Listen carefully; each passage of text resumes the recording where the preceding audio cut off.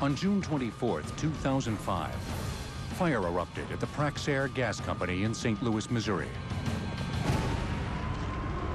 The blaze quickly progressed into a raging inferno, sending pressurized acetylene gas cylinders rocketing through the air. The flying projectiles terrorized residents and destroyed property throughout a neighboring residential area.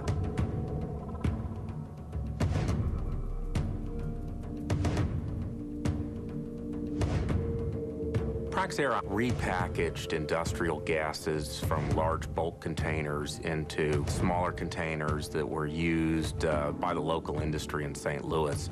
The facility was handling about 30,000 cylinders, of which a vast majority were outside in the yard on an asphalt paved area.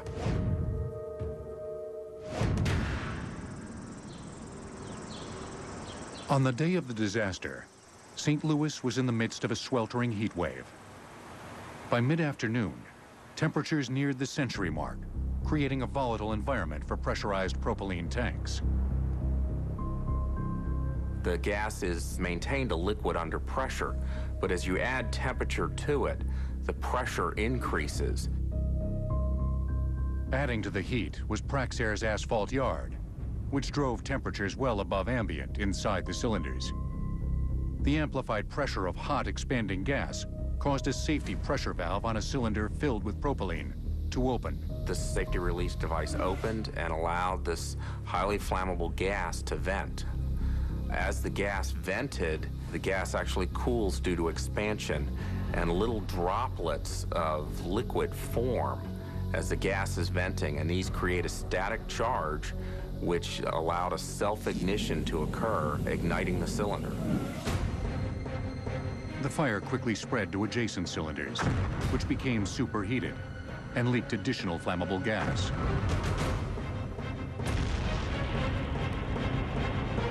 A chain reaction of explosions startled residents in the surrounding Lafayette district. It just got bigger and louder to the point that we were like, something's wrong. And you could just see these flames that looked like a mushroom cloud. I mean, literally hundreds of feet tall with shrapnel coming out of them.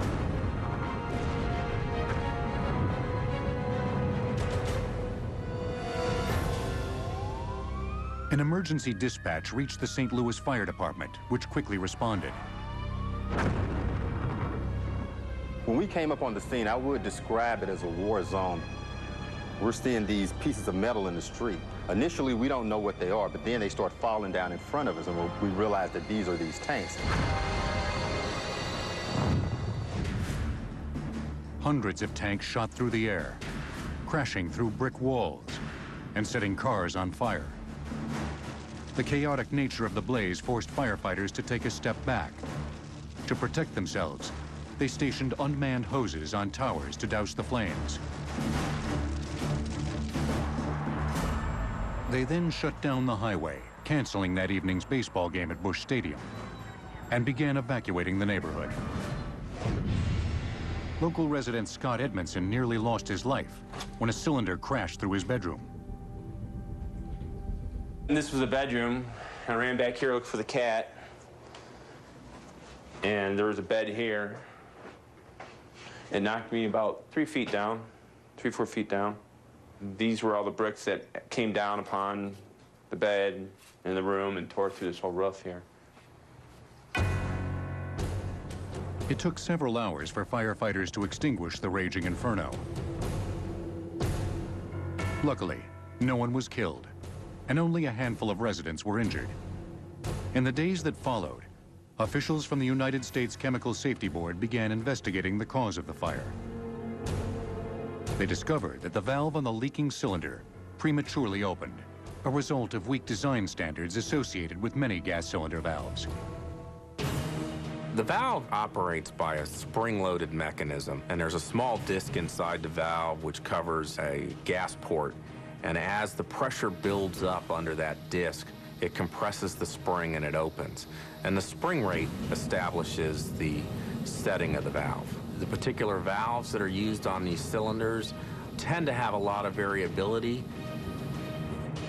Praxair has subsequently replaced all the relief valves on their propylene cylinders.